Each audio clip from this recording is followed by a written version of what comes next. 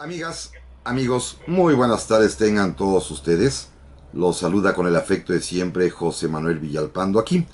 en este su programa La Historia que Quiero Vivir, que estamos transmitiendo en vivo, por supuesto, a través de los micrófonos y frecuencias de Radio Fórmula, en el 103.3 de FM, en el 970 de AM, aquí en la capital de la República Mexicana, en bastantes ya ciudades de nuestro país, en donde estamos poco a poco recuperando el terreno, ganando la batalla contra los autos, lo cual me da muchísimo gusto, gracias al favor de todos ustedes. También llegamos a los Estados Unidos de América, a Puerto Rico, a Canadá y a todo el mundo a través de internet en la página www.radioformula.com.mx. Repito, estamos en vivo, afortunadamente gracias a Dios aquí estamos, desde mi casa todavía porque, como ustedes saben, aún no puedo desplazarme hacia donde yo quisiera para estar en el estudio de Radio Fórmula como siempre lo hacemos, pero bueno, aquí desde mi casa vía telefónica les agradezco mucho su atención y particularmente a mi productora Daniela García y a mi operador don Raúl Cruz, que están haciendo este puente radiofónico para que podamos transmitir el programa precisamente en vivo como debe ser. Naturalmente les recuerdo que están a su disposición las vías de comunicación electrónica que tenemos, que son el correo electrónico primero, villalpandohistoriador@gmail.com, y así como también la página de Facebook Villalpando y la Historia, en la cual, por supuesto, rápidamente saludo a nuestro amigo Miguel Ramírez, que me ha escrito y me ha hecho la sugerencia de un par de temas que se me hacen sumamente interesantes. Uno de ellos, las sublevaciones de esclavos negros aquí en la Nueva España,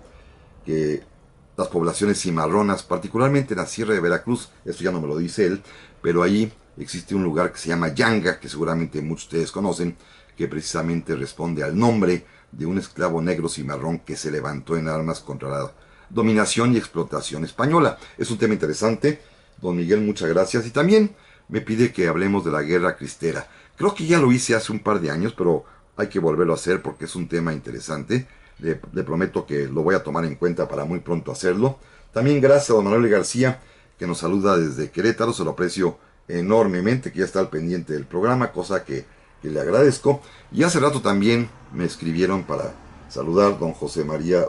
M. Velarde, no sé si es María o Manuel, a lo mejor es mi tocayo, y don Carlos Vadillo, también muchísimas gracias. Por cierto, el señor Velarde me escribe desde Hermosillo, Sonora, creo que ya estamos llegando de nueva cuenta por allá, así que pues un saludo a todos. Hoy vamos a hacer un programa, ya el último de esta serie que hemos dedicado a la independencia, y lo quiero hacer en dos partes para tratar dos temas radicalmente distintos. Uno de ellos, la primera parte, quizás el primer segmento y un pedacito más del otro, rematar con estos héroes que malamente hemos llamado a veces de segunda línea, pero que en realidad son los verdaderos artífices de la libertad ganada en el campo de batalla, particularmente los brillantes subordinados de José María Morelos y Pavón. Y la segunda parte quiero tocar un tema que he expresado en algunos otros foros y que versa sobre la consumación de la independencia, pero no en México, no la historia que todos conocemos del Plan de Iguala y el abrazo a Acatempan, Iturbide y Guerrero, sino la consumación de la independencia en un lugar remoto de la Ciudad de México, remoto en aquel tiempo, por supuesto, en 1821 y 22, y de cómo se enteraron en la península de la Baja California de que ya éramos una nación libre e independiente. Esto será la segunda parte, porque es una historia realmente bonita, verán ustedes, sin disparar un solo tiro, en una verdadera hazaña de cosas curiosas, un episodio francamente muy literariamente narrado y que seguramente les va a gustar. Pero bueno, hablamos hace 15 días, porque hace 8 días lo dedicamos, ustedes recuerdan, a la figura de José María Morelos en su vida preinsurgente, antes de que se lanzara a la guerra de independencia, hablamos de él, pero hace 15 días nos quedamos justamente examinando, por ejemplo, la figura de la familia Bravo, con todos los valientes que en ella figuraban, como particularmente don Nicolás, con este gesto magnánimo que tuvo de perdonar a 200 realistas que tenía en su poder cuando Morelos le ordenó que los pasara de huello como una especie de venganza porque don Leonardo, el padre de Nicolás, había sido ejecutado por órdenes del virrey Venegas. ¿Se acuerdan que platicamos de eso? Hace 8 días alcancé a rematar también con estos niños héroes de la independencia, la compañía de emulantes que Morelos había creado para que estuviesen,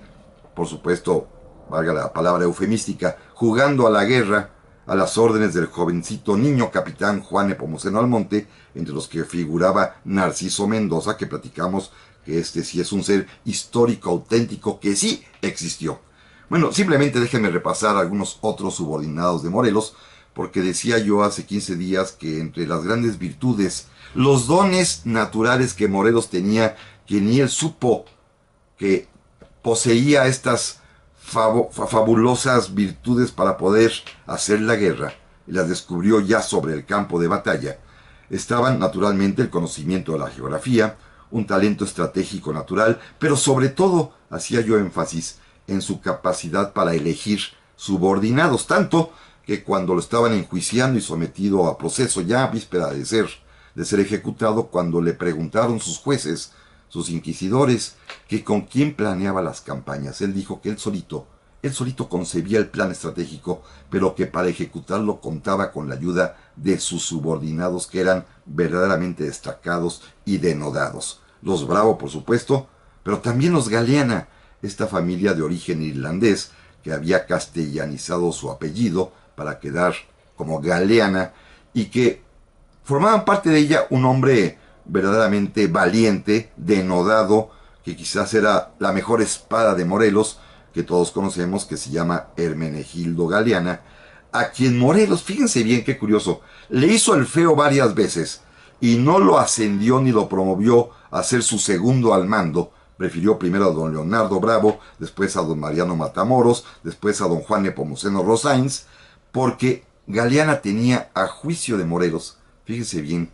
Morelos tan genial, tan enorme, tenía una serie de prejuicios muy peculiares. Un hombre que amaba la igualdad de todas las razas, despreciaba a Hermenegildo Galeana, según consta en su propia correspondencia, porque Galeana era iletrado, porque no sabía leer y escribir. Imagínense nada más. Pero era un hombre sumamente valiente, al igual que su sobrino Pablo Galeana, que de él puede decirse que de alguna manera fue el inventor o el introductor en México de este concepto que hoy conocemos como los marines o la infantería de marina, porque realizó una hazaña verdaderamente destacada y muy interesante. Fíjense, amigos, que Galeana, cuando Morelos estaba sitiando el puerto de Acapulco, ustedes recuerdan que la playa más antigua, turísticamente hablando, es Caleta, y que frente a Caleta se encuentra la isla de la Roqueta, aquella que, por lo menos en mi juventud, en mi niñez, cuando nos llevaban, había un burro que tomaba cerveza y estas cosas, una playa pues destino turístico hoy en día, pero en aquel momento era un punto estratégico porque Caleta y la isla de la Roqueta están casi frente al castillo de San Diego, que era la fortificación más importante de Acapulco, y en la isla de la Roqueta llegaban y atracaban los barcos españoles que traían provisiones de armas y de comida para los sitiados realistas, y decidió Morelos que había que conquistar esa isla, y le confió la misión a don Pablo Galeana, que fíjense lo que hizo, recurrió a tres pequeñas secciones de hombres, un total de 80-90 soldados de su propio cuerpo de ejército, y con ellos, con un puñal en la boca, apretándolo con los dientes, con la boca muy firme, con el torso desnudo y con pantaloncillo corto, se lanzaron al mar desde Caleta y se fueron nadando hasta la isla de la Roqueta, sorprendiendo a la guarnición realista y por supuesto capturándola. Una acción digna de los marines o de los SEALs de hoy en día que vemos en las películas. Esto ya pasaba en México allá en el año de 1813. Otro más, por ejemplo, Mariano Matamoros, un sacerdote al igual que Morelos, el cura de Jantetelco. No se conocían porque él había estudiado en México, pertenecía a otra diócesis, a la de Puebla, y se unió a la independencia, Mariano Matamoros, porque un día notó que los soldados realistas hacían burla de la Virgen de Guadalupe y esto lo ofendió profundamente y decidió cambiar,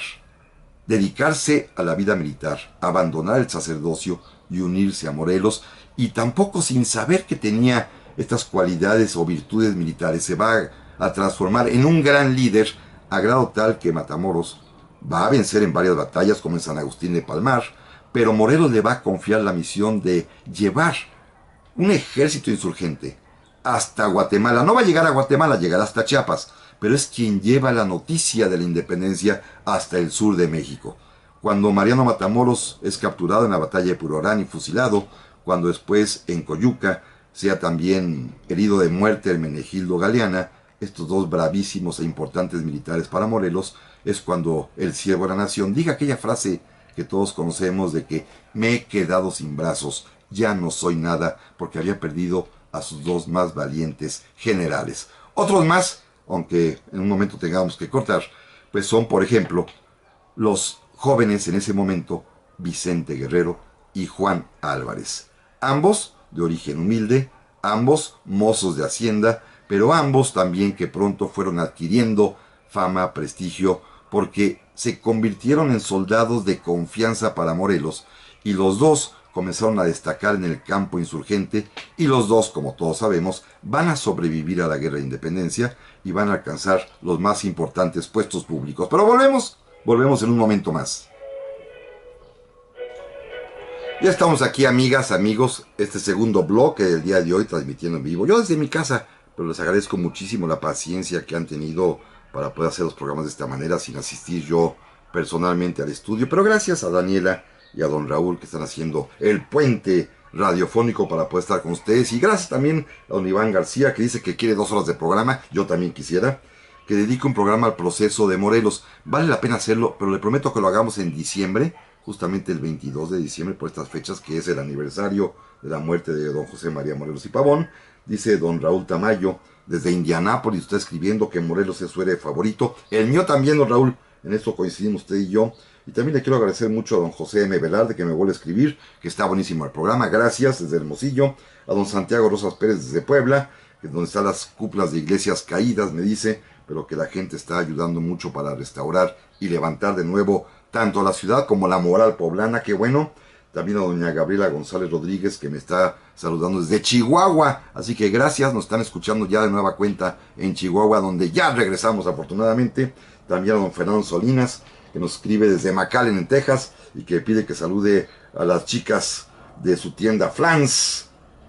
Jenny y Laura, que están escuchando. Y me pregunta que si es cierto que Napoleón dijo que con 3 Morelos conquistaría el mundo. Miren, son estos rumores que se ha generado. Sabemos que Napoleón sí manifestó cuando estaba en Santa Elena, ya en su destierro final, manifestó admiración por lo que había sucedido en América y comentó que efectivamente Morelos le parecía un gran general, pero nunca dijo esta frase, de que con varios Morelos, 5, 10 o los que hayan sido, conquistaría el mundo. No, pero sí hay constancia en sus escritos, en su diario de Santa Elena, que es el último, digámoslo así, documento de la propia mano de Napoleón, que lo tardó 5 años en escribirlo. Pues era el recuento casi diario de sus actividades. Sí habló de José María Morelos, mostrando admiración por su talento estratégico. También le agradezco a Lalo Núñez, que nos está escribiendo. Muchísimas gracias. Que si hablé de los Guadalupes, no, don Lalo, y no creo que me dé tiempo en esta ocasión. Don Carlos Vadillo también nuevamente. Don Jorge Lozano dice que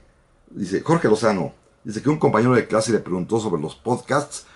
Bueno, están por ahí. No puedo decir ahorita la compresión la fecha exacta que usted me pregunta. Trataré de escribirle al rato, don Jorge, se lo prometo. Pero bueno, vamos a continuar. También hay otros 2 jóvenes militares que son verdaderamente dignos de hacerse notar. Inclusive de ellos 2 habló el propio Morelos en su proceso y dijo maravillas de los 2. 2 jóvenes que seguramente por razones de su propia educación, eran chicos educados, que se unieron a la independencia y que, al parecer, viendo el desprecio que comentábamos hace un momento de Morelos sobre Hermenegildo Galeana, por ser exactamente lo contrario, por tener una educación profesional, seguramente agradaron muchísimo al siervo de la nación, y me estoy refiriendo primero a Miguel Fernández Félix, al que conocemos como Guadalupe Victoria, y también después a Manuel Mier y Terán. Los 2 jóvenes criollos de familia acomodada, los 2 estudiantes universitarios. El primero, Miguel Fernández Félix, era alumno del Colegio de San Ildefonso en la Ciudad de México, donde estudiaba la carrera de Derecho. El segundo, Manuel Mier y Terán, era alumno del Colegio de Minería, donde estudiaba la carrera de ingeniería, y los dos en su momento decidieron incorporarse a las tropas de Morelos, y los dos llegaron a tener pues una posición bastante sólida como comandantes.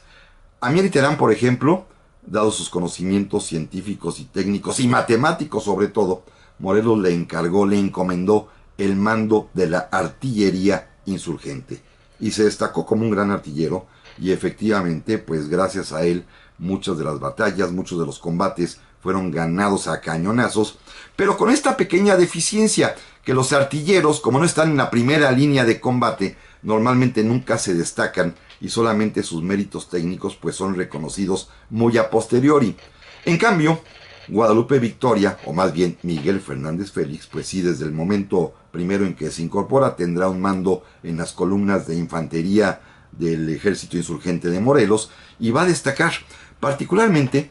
estos dos hombres, fíjense bien, tan valientes, tan importantes, se odian mutuamente, ¿eh? También hay que decir eso. Los dos no se soportan. Quizás se tienen envidia mutua para ver quién es el favorito o el preferido del general Morelos. Quizás los dos tienen algún otro tipo de conflicto, vayan ustedes a saber. El caso está que un buen día, durante los combates en la toma de Oaxaca, cuando en algún momento dado los realistas logran inclusive rechazar a una columna insurgente, cuenta la leyenda, que es auténtica, que ustedes conocen seguramente, que el joven Miguel Fernández Félix, de pronto, cuando ve que los realistas se le vienen encima, toma su espada, se levanta, se pone de pie, la avienta, la arroja y dice: va mi espada en prenda, voy por ella, y se lanzó al combate, y seguido por todos soldados que, enardecidos, no solo rechazaron a la columna realista, sino que penetraron hasta la ciudad de Oaxaca, consiguiendo con ello que Oaxaca cayera en poder del ejército insurgente de Morelos. Cuando termina el combate, cuando se reúnen todos en la plaza principal de Oaxaca, y Morelos va a felicitar a Miguel Fernández Félix por su arrojo, este joven está como transfigurado. Dicen que tenía epilepsia, o dicen que tenía de repente una especie de, pues, visiones o figuraciones, y de pronto cuando Morelos le pregunta que qué quiere que le dé a cambio, qué premio merecería por esta acción tan arrojada de haber capturado Oaxaca, Miguel Fernández Félix le dijo: padre, lo único que quiero es ser ahora conocido con un nuevo nombre. Y Morelos le preguntó: ¿cómo quieres llamarte? Guadalupe Victoria. Y por supuesto todo el mundo quedó sorprendido, impresionado, y Morelos le preguntó: ¿por qué? Bueno, Guadalupe, porque es el nombre de nuestra Virgen que nos va a dar la libertad, y Victoria, porque este es el ideal que todos conseguimos y queremos, Guadalupe Victoria. Y por supuesto, este nombre, que honra ese otro nombre de la abanderada de la libertad mexicana, como ya lo platicamos cuando hablábamos del grito, pues va a ser evidentemente un nombre muy popular entre la tropa, entre el pueblo mexicano. Tan es así que, como todos sabemos, que la propia fama del nombre que adoptó este muchacho Miguel Fernández Félix, ahora llamado Guadalupe Victoria, lo va a llevar a la presidencia de la República, y será nuestro primer titular del Poder Ejecutivo. Pero fíjense, lo interesante está ahí que en pleno acto, cuando Victoria se transfigura y ha cambiado su nombre y todo el mundo le aplaude, Manuel Mier y Mitterrand, que seguramente era medio rencorosillo y envidiosillo, le dijo al general Morelos: general, yo también quiero cambiarme el nombre. ¿Y tú cómo te quieres llamar, Manuel?, le ha preguntado Morelos. Y esto lo cuenta Lucas Alamán con mucho sabor y con mucho sazón, y dijo inmediatamente: pues si él se llama Guadalupe Victoria, yo me quiero llamar Américo Triunfo. Y en lugar de aplaudirle, todo el mundo se rió, y el nombrecito no prosperó. Cuando llegue el tiempo más adelante, cuando Morelos sea fusilado y cuando Victoria y Terán sean de los pocos insurgentes que sobreviven, uno, Terán, en la zona de Tehuacán, Puebla, y el otro, Victoria, en las montañas del estado de Veracruz, son capaces de no ayudarse mutuamente. Prefieren que se pierda el otro con tal de no ayudarlo, ¿eh? En esto sí sacaron una de estas negativas defectos pésimos que tenemos a veces los mexicanos, que somos capaces a veces de abandonar al otro, porque ¿por qué va él a triunfar? ¿Por qué él va a salir mejor que yo? Y esto lo demostraron en el campo de batalla tanto Guadalupe Victoria como Manuel Mier y Terán, que se peleaban entre sí y prefirieron en los momentos difíciles, no apoyarse. Hablemos de un último subordinado de Morelos, aunque este no fue militar, fue su secretario particular. De él ya he platicado varias veces esta historia tan bonita, porque Andrés Quintana Roo, también otro joven abogado, pero él de la Universidad de México, de la Real y Pontificia Universidad de México, él ya era un abogado recibido, trabajaba como asociado junior, digamos hoy en día, como pasante ya de buen nivel en el despacho de un abogado muy prominente. Fíjense qué nombre tenía este abogado, don Agustín Pomposo Fernández de San Salvador, que era un prohombre del gobierno realista, era el abogado de confianza del virrey, era un defensor de los españoles, pero tenía en su despacho, que era el más importante de México y que estaba instalado en su propia casa, tenía a su cargo a su sobrina, una jovencita que era huérfana de padre y madre, heredera de una gran fortuna, pero que dicen que era guapísima. Se llamaba Leona Vicario. Y Leona Vicario, inmediatamente que conoció al joven Andrés Quintana Roo, pues surgió este flechazo mutuo, se enamoraron los dos, y cuando finalmente don Agustín Pomposo Fernández de San Salvador descubrió el idilio, no solo despidió a Quintana Roo del despacho, sino que además, al enterarse que formaba parte de esta agrupación secreta de los Guadalupes que promovían la independencia en la Ciudad de México, lo corrió de la ciudad, hizo que lo persiguieran, tuvo que escapar, y a su sobrina doña Leona le prohibió tener relaciones con ese joven insurgente, pero a pesar de ello, como todos sabemos, doña Leona va a obsequiar sus propias joyas para que con ellas los insurgentes, los agentes que llegaban a verla en nombre de Andrés, pudieran comprar una imprenta en la cual José María Morelos va a publicar, gracias a ella, el primer periódico insurgente, El Correo Americano del Sur, allá en la ciudad de Oaxaca. Pero también, pues, Quintana Roo, que se une a Morelos y quien descubre que tiene estas dotes de ser un abogado bueno, un muchacho decente, lo nombra su secretario particular, pero está tan preocupado porque siempre lo ve triste, porque su novia se quedó en México y porque el tío, que ya la descubrió que anda regalando dinero para los insurgentes, la encerró en un beaterio, una casa para señoras decentes, que estaba justamente en la esquina de Doctor Bertis y Arcos de Belén hoy en día. Ahí la puso encerrada y Morelos decidió que había que rescatarla, ir por ella, y envió otro comando insurgente al mando de un hombre también muy valiente, José María Izazaga, pero de esto vamos a platicar en un momento más. Ya estamos, amigas, amigos, de nueva cuenta para este tercer bloque que se va rapidísimo. Le agradezco muchísimo don Víctor Torres Nuevo desde Paramount, California, pero me dice que en la repetidora de Tijuana ya se escucha el programa. Muchas gracias. También doña Claudia Barrios me dice que también en Acapulco ya se está escuchando en vivo el programa. Gracias. También le agradezco muchísimo a Lalo Núñez, que volvió a escribir, a don Isidro Cortés Sierra, se los aprecio enormemente. Y por correo electrónico me ha saludado don Rolando Orozco desde Puebla, muchas gracias. Don Jorge R. Chaboya me das una sugerencia: hablar del Escuadrón 201. Es un super tema, don Jorge, le prometo que lo vamos a considerar, y en general dedicar una pequeña serie a la participación de México en la Segunda Guerra Mundial. No solamente el 201, sino en otras muchas cosas como los conscriptos o como el hundimiento de los petroleros, el potrero de Llano y los demás. En fin, un gran tema. Don Jorge, le prometo que lo consideramos. Pero bueno, estábamos en el momento en que el comando insurgente, que está puesto a las órdenes de un guerrillero, José María Izazaga, por órdenes de Morelos, llega a la Ciudad de México, se esconden en alguna casita por ahí en las afueras, y cuando llega la noche prevista para que asalten el colegio o el beaterio de Belén, ahí en Bertis y Arcos de Belén, como les he comentado, pues se tiñen de negro, se pintan de negro la cara con carbón, y justamente en un carro lleno de carbón se acercan sigilosamente en la madrugada al convento, lo asaltan, llegan hasta la celda habitación, que no era una prisión, exactamente una celda tipo convento, donde dormía y vivía Leona Vicario. Le avisan que se la van a llevar por órdenes de Morelos para ver a Quintana Roo. Y fíjense, doña Leona, que era una muchacha decente, dice: sí, pero con todo y mi ama. Es decir, con todo y con la, valga la palabra que usaba en aquel tiempo, con la criada, con su doncella que la servía. Así que se tuvieron que llevar a las dos. También las embadurnaron de negro con carbón, las metieron adentro del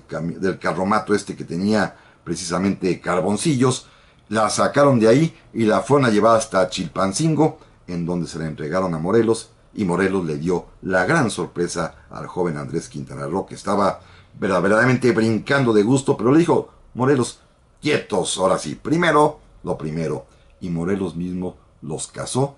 y después ya los dejó que se fuera donde quisieran. Los dos, Andrés Quintana Roo, su esposa Leona Vicario, fueron una pareja ejemplar que vivieron largos años, hasta los años 40 del siglo XIX, y los dos están sepultados en la columna de la Independencia junto con los restos de su hija Genoveva, que fue dada a luz precisamente en las montañas en época que eran perseguidos ya en 1817. Una familia pues auténticamente insurgente. Pero vamos a cambiarnos de tema, si no no me da tiempo de tocar el otro que quería yo comentarles. Estaba tan lejos la península de la Baja California en aquel tiempo, en los años de la independencia de México, que yo creo que fueron muy pocos los bajacalifornianos que se enteraron de que había una guerra en el macizo continental de la Nueva España.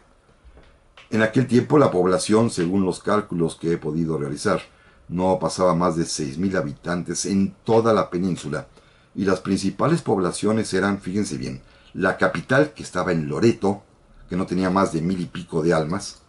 La Paz, que ya existía, que tenía 2,000 cachito de personas habitándola; y sobre todo San José del Cabo, que era la más poblada, con 3,500 personas más o menos, y otras 200 o 300 que vivían en el otro extremo de ese lugar, que es Cabo San Lucas. Esto era la población más o menos mayoritaria de la Baja California, donde, repito, quizá no se enteraron, salvo las personas muy leídas, las que se enteraban de vez en cuando algún barco llevaba algún periódico, el Correo de México o cualquier otro medio de información o alguna carta, de que había una gran guerra en México. Pero sin embargo, pues un buen día, como todos sabemos, el 27 de septiembre de 1821, se consuma la independencia gracias al pacto celebrado en Acatempan y refrendado en el Plan de Iguala por Agustín Iturbide y Vicente Guerrero, tema al cual no vamos a entrar. Ya nos consumamos la independencia, ya somos libres y soberanos. Bueno, fíjense bien, ocurrió algo muy interesante. 3 años antes, en 1818, cuando los insurgentes estaban siendo perseguidos y eran derrotados en todas partes, los restos del Congreso de Anáhuac, aquel que se había creado en Chilpancingo, ¿se acuerdan?, que dictó la Declaración de la Independencia, la primera acta que tenemos, que después se fue a Patzingán y donde proclamó la Constitución, que después siguió a Morelos y Morelos iba escoltando cuando lo capturan, que se dispersa, que va a Tehuacán, donde Manuel Mier y Terán los corre de ahí. Este pequeño resto de diputados insurgentes se refugiaron en un lugar en Jalisco que se llama La Jaujilla. Entiendo que es cerca del lago de Chapala, donde inclusive hay algunas ruinas todavía de la muralla, del muro que protegía a este fuerte de La Jaujilla. Y ahí se refugió también más adelante, en 1818, uno de los pocos sobrevivientes de la expedición del español Javier Martín Mina, que se llamaba Daniel Stuart. Era un inglés que venía acompañando a Mina, que era su amigo, que logró salvarse de las derrotas, particularmente allí en Hacienda El Venadito, donde fueron capturados Mina y Pedro Moreno. Moreno moría en el combate, Mina será fusilado después, pero este hombre logró salvarse y logró presentarse ante la Junta de La Jaujilla, y en el reconocimiento a su esfuerzo, a su entrega, lo ascendieron al grado de brigadier, pero además también, como era bilingüe, sabía inglés, trilingüe más bien, francés y castellano, le encomendaron una misión secreta. Ya sabían, a fines de 1818, que se había consumado la independencia de Chile, que ya habían pasado en 1817 la famosa batalla de Chacabuco, en la cual O'Higgins y San Martín derrotaron a los realistas, que también ya había pasado la famosa batalla de Maipú, donde nuevamente O'Higgins y San Martín finalmente refrendaron su victoria y acabaron de echar a los españoles del suelo chileno. Y a los señores de La Jaujilla se les ocurrió que podían pedir ayuda a Chile para que auxiliara a la independencia mexicana, porque finalmente nos tratábamos de naciones hermanas, todas éramos hijas de la misma madre patria, los chilenos y los mexicanos. Así que enviaron a Daniel Stuart a Chile para buscar ayuda. Va a viajar de la manera, por supuesto, ustedes imagínense, complicadísima de aquel tiempo, hacia Acapulco, en donde pasa a saludar a Vicente Guerrero y le da cuenta de su misión. Acapulco Es un puerto que en ese momento está en poder de los españoles, pero Vicente Guerrero logra hacerlo llegar hasta el puerto y tomar un barco para poder salir hacia el sur. Llega a Guayaquil y Ecuador, por supuesto va escondido, luego pasa al Callao en el Perú y finalmente va a desembarcar en Valparaíso, el principal puerto chileno de este Chile ya independiente que tiene como libertador al gran Bernardo O'Higgins y como arma de guerra a este otro argentino de primera línea, José de San Martín, que en ese momento están planeando la expedición libertadora del Perú. Los chilenos, junto con los argentinos, van a enviar sus ejércitos al Perú, pero para hacerlo, para no llevarlos caminando, a Bernardo O'Higgins se le ocurrió la estupenda idea de tener una escuadra de guerra, una flota de mar de barcos de guerra, y por supuesto empeñó todo lo que había de dinero en Chile para poder comprar estos barcos, pero no tenía marineros y para ello contrató los servicios de un marino inglés de apellido Cochrane, a quien le confía, con el grado de almirante Cochrane, le confía el mando de esta escuadra, cuya primera misión va a ser llevar en sus barcos, que son 8 o 10 barcos, al ejército chileno-argentino para atacar Perú. Pero en estas están, cuando están planeando este ataque,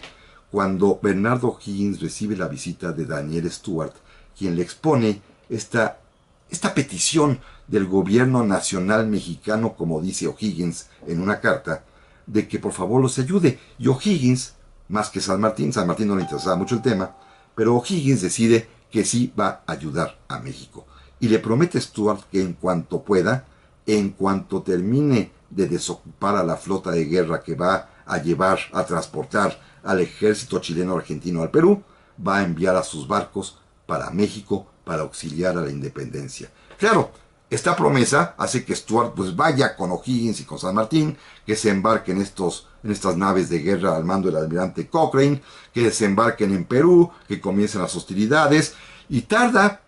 pues bastante tiempo porque el desembarco ocurre en 1820 y la independencia del Perú se va a consumar gracias a las batallas que libran tanto San Martín como O'Higgins allá en tierra peruana hasta mediados de 1821. Por ahí de junio se consuma la independencia con un gran acto en la ciudad de Lima y entonces, pues ya que se desocupó el ejército, ya que la escuadra de guerra está lista para otra misión, O'Higgins le ordena al almirante Cochrane que vaya a México para ayudar a nuestra independencia. Y Cochrane parte con sus barcos del Callao y va a llegar a finales de diciembre de 1821 al puerto de Acapulco y llega y se entera con la novedad pues de que México ya consumó la independencia y que sus servicios eran ya innecesarios. Sin embargo, el almirante Cochrane, acompañado de Daniel Stuart, van a la Ciudad de México, se presentan ante quien era el presidente de la regencia del imperio, Agustín Iturbide. Iturbide, por supuesto, agradece muchísimo a los chilenos que hayan venido a ayudar, aunque ya era demasiado tarde, afortunadamente para todos, pero también le dice que le transmite este agradecimiento a Bernardo O'Higgins, que es el inicio de una amistad entrañable que hasta el día de hoy tenemos los pueblos mexicano y el pueblo chileno. Una amistad que surge de este intento de ayuda generoso por parte de los chilenos. Pero Iturbide, para que no se vaya con las manos vacías, Cochrane le pide un favor. Oiga, hay que avisar que nos hicimos independientes en el lugar más remoto de este país. Porque por tierra se puede llegar hasta Chihuahua o Coahuila, cosa que ya lo sabían, pero era dificilísimo llegar a la península de la Baja California y le encomienda a Cochrane la misión de enviar algunos barcos para que allá, en Los Cabos, en Loreto, en La Paz, se enteren de que México ya es una nación libre e independiente, y esta misión la acepta el almirante Cochrane, pero ya no con todos sus barcos, va a mandar dos nada más, pero esto hablamos en un momento más. Ya estamos, amigas, amigos, en este último bloque del día de hoy, de la historia que quiero vivir. Qué rápido se va el tiempo, yo sí voto por las 2 horas, ojalá algún día nos las concedan, pero bueno, vamos batalla por batalla. Primero, las batallas de las ciudades que estamos ganando. Por ejemplo, me dice doña Sara Ríos Albarrán que nos saluda desde Culiacán, que ya nos escucha desde hace 3 semanas, seguramente cuando ya reapareció el programa al aire en vivo en las estaciones radiofónicas locales. Y dice que es una admiradora de la historia y que relatada por mí es como vivirlo nuevamente. Muchas gracias, se lo aprecio enormemente. También me saludó don Jesús Fernando Montemayor, que nada más me dice algo que no sé si es petición o solución. Dice, falta Reynosa. No sé si falta todavía escucharse ahí o si falta de incorporarse, no sé. Gracias, don Jesús Fernando Montemayor. Don Carlos Calderón me dice que está escuchándome, no me dice dónde, pero gracias, muy amable. Que si puedo repetir el nombre original de Guadalupe Victoria. Mire, es Miguel Fernández Félix, y si lo quiere más completo, su nombre en realidad con un segundo apelativo que tenía es Miguel Adauto, así como se oye, Miguel Adauto Fernández Félix. Este es Guadalupe Victoria. Pero bueno, estamos cuando Agustín Iturbide le pide al almirante Cochrane que por favor lleve, además del agradecimiento de vuelta a Chile para manifestarle a Bernardo O'Higgins, de veras, este agradecimiento de México por la ayuda que querían prestarnos, aunque repito, ya llegó un poco tarde porque tenía ya 2-3 meses de consumada nuestra independencia, le pido un favor adicional, que si puede mandar avisarles a los habitantes de la península de la Baja California, pues que ya somos independientes, repito, por las dificultades de la comunicación, porque México no tenía ningún barco y porque en aquel momento la única manera de poder llegar a la región de los Cabos, a La Paz o a Loreto era por mar. Así que aprovechando la oportunidad chilena, la buena voluntad de los chilenos, el almirante Cochrane aceptó el encargo de Iturbide y ya en Acapulco dispuso que 2 de sus 8 o 9 barcos que tenía fueran a la Baja California a dar aviso a los pobladores de que México ya había consumado su independencia y a ayudar en caso de que alguna oposición realista se ofreciera por allá y estuviesen dispuestos a obstaculizar la libertad. Esta era la misión que le dio Cochrane al comodoro Wilkinson, otro inglés amigo de él, quien llevaba 2 barcos a su mando, ambos con oficiales ingleses, todos ellos contratados por el gobierno chileno, pero con tripulantes, los marineros, los condestables, los contramaestres, todos de origen chileno. La tripulación era chilena por completa, hasta los grumetes, y en cambio la oficialidad eran ingleses. Esos 2 barcos son la fragata Independencia, un barco de buen tamaño con 40 cañones, 20 por cada banda, y uno más pequeño, la goleta Araucana, más chiquito, que nada más tenía 10 cañones, y con ellos partió de Acapulco el comodoro Wilkinson, y a medio camino, cuando ya enfilaban hacia la Baja California, decidió enviar a la goleta hasta el puerto de Loreto, por lo cual llegará más tarde todavía, y él, con el barco mayor, con la fragata Independencia, va a acercarse a la región de Los Cabos en Baja California Sur. Y ocurrió algo muy curioso, fíjense, lo primero que llegó, como era parte de la ruta que ya se conocía mundialmente, era el punto señero en donde Los Cabos de alguna manera servían como una especie de buena esperanza de que ya se había llegado a tierra. Me refiero a Cabo San Lucas, con su famoso arco, que ustedes seguramente muchos conocen porque han vacacionado por allá, y en este lugar hermosísimo, ahí en esta pequeña rada, esta pequeña bahía que está junto al arco, ahí va a atracar la goleta Independencia, y ahí se va a enterar primero que Cabo San Lucas es en ese momento una pequeña población, nada más muy chiquita, se llamaba el presidio de Cabo San Lucas, nada más había un pequeño cuartel que ni soldados tenían en ese momento, y la población local le informó que primero la capital de la región estaba en San José del Cabo, unos kilómetros más hacia el lado derecho de donde estaba en este momento el barco, pero que además también estaba anclado por allí, frente a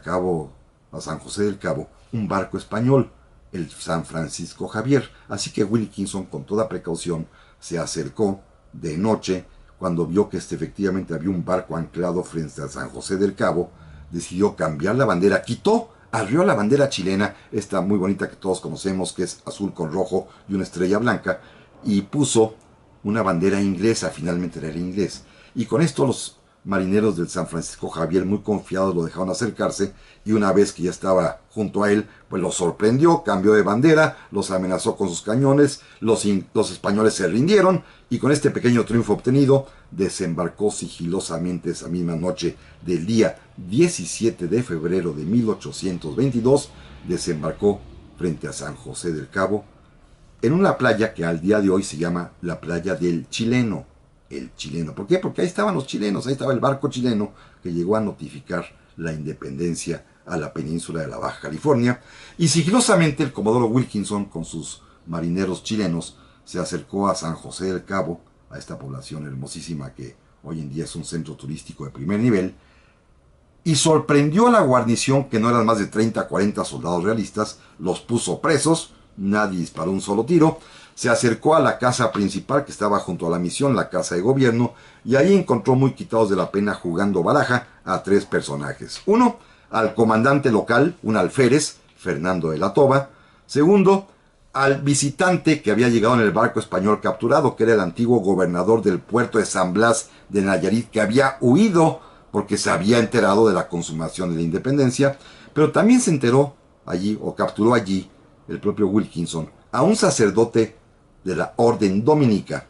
que era la orden que tenía a su cargo las misiones en la Baja California, porque el rey había dispuesto, después de que se expulsó a los jesuitas, ¿se acuerdan que hablamos de esto en algún momento?, que los suplieran los franciscanos, pero los franciscanos fueron enviados a la Alta California a fundar San Francisco, San Diego, Los Ángeles, y los dominicos los suplieron en las misiones de Mulegé, de Loreto, de La Paz, de Comondú, de San José del Cabo. Ahí estaban los dominicos, y el superior general de los dominicos, que era un español, estaba en ese momento también en San José del Cabo. Así que Wilkinson los capturó a los 3, les explicó cuál era el objeto de su misión, que tenía la orden del almirante Cochrane a petición de Iturbide, el presidente de la regencia, de comunicarles que México ya era una nación libre e independiente, y los invitaba para que se unieran a ella. Fernando de la Toba, el alférez que era criollo, dijo, por supuesto, naturalmente que nos unimos a la independencia. El otro señor también dijo, pues sí, no queda más remedio. Pero el fraile dominico puso algún reparo porque era el español, y entonces se le ocurrió una idea que resultó a la postre maravillosa. Él no quería tomar la responsabilidad de declarar la independencia de la península de la Baja California, ni tampoco su adhesión a México, sin antes consultar al pueblo. Así que, muy temprano, el día 18 de febrero de 1822, las campanas de la misión de San José tocaron, tañeron a todo lo que da, la gente se reunió. Se cuentan las crónicas que llegó a haber como 1500 vecinos que de repente llegaban a asomarse a ver qué está pasando, y en el atrio de la misión, en las escalinatas del templo, apareció el alférez Fernando de la Toba, apareció también el comodoro Wilkinson, apareció el sacerdote dominico español, rodeado de muchísimas personas, de los marineros chilenos, y de pronto les preguntó el sacerdote, informándoles primero que habían recibido la comunicación de la independencia de México, y le preguntó al pueblo a viva voz, en un acto maravillosamente espontáneo y de patriotismo, que si querían permanecer fieles de España o si querían adherirse al nuevo y naciente imperio mexicano. Y así la Asamblea Popular, estos 1500 vecinos, a viva voz y con un gran estruendo y un gran grito, todos dijeron, queremos ser mexicanos. No hubo un solo disparo, salvo los que van a venir ahorita, que les platico, pero en ese momento, sin un solo tiro, San José del Cabo y con ellos finalmente el resto de la península Baja California se adhirieron a México, declararon su independencia con respecto a España, y en este acto, repito, de espontáneo patriotismo, todos dijeron queremos ser mexicanos, lo cual es una gran lección, ¿eh? Y pasó algo muy curioso. En ese momento, como lo tenía ya bien previsto el comodoro Wilkinson, a través de las señales marineras y comanderolas, se dio una orden a la fragata Independencia que estaba en el mar frente a San José, y la fragata tiró una salva de honor. Los 40 cañonazos retumbaron al mismo tiempo. ¡Brum! Un gran estruendo que en San José nunca habían oído un ruido tal. La gente se espantó, corrió a su casa a esconderse, y ya poco a poco fueron sacando las caritas después y se dieron cuenta pues que era simplemente un motivo de festejo, y todo el mundo se rió muy contentos. Y entonces ocurrió algo proverbial, mis queridos amigos. Fíjense, el sacerdote y Fernando de la Toba, el alférez del lugar, el gobernador del lugar, decidieron hacer una gran comida para todo el pueblo, para festejar la independencia de México y la adhesión de la Baja California al Imperio Mexicano. Y las tribus originarias locales, los famosos pericués, hicieron de comer. Les dieron, para empezar, venado, que les encantó a los ingleses, y un oficial inglés de pronto le dan un pedazo de carne distinto y pregunta, oiga, esto está riquísimo. Y a una buena señora que andaba por ahí le dice, señora, ¿esto qué es lo que me estoy comiendo? Y la señora le dijo, es tortuga. Comieron tortugas, venados y tortugas en esa gran comilona con la que se festejó la independencia allá en Los Cabos, y con lo cual la península entera se va a incorporar a ser parte del Imperio Mexicano. Este es un episodio histórico, mínimo, chiquito, de historia local, pero demuestra por otra parte un entusiasmo de una población que decide ser mexicana, que decide abandonar España, pero que además también figura dentro de este escenario internacional de la gran, repito, gran amistad que hay entre México y Chile, dos países que verdaderamente se han entendido a lo largo de la historia y que ustedes recordarán, por lo menos los de mi edad, por ahí en 1971-72, los terribles terremotos, que allá también lo sufren mucho cuando la ayuda mexicana fue lo que logró que Chile volviera a revivir en el propio Santiago, y cuando también los mexicanos recibimos en nuestra patria al exilio chileno víctima del golpe de Estado en contra del presidente Salvador Allende. Una amistad pues de casi ya 200 años. Es todo por hoy, amigas y amigos. Les agradezco muchísimo su atención. Por supuesto, a Daniela García, mi productora, a don Raúl Cruz, el operador, y a todos ustedes. De veras, les aprecio que me escuchen. Nos escuchamos, primero Dios, la semana entrante. Hasta pronto.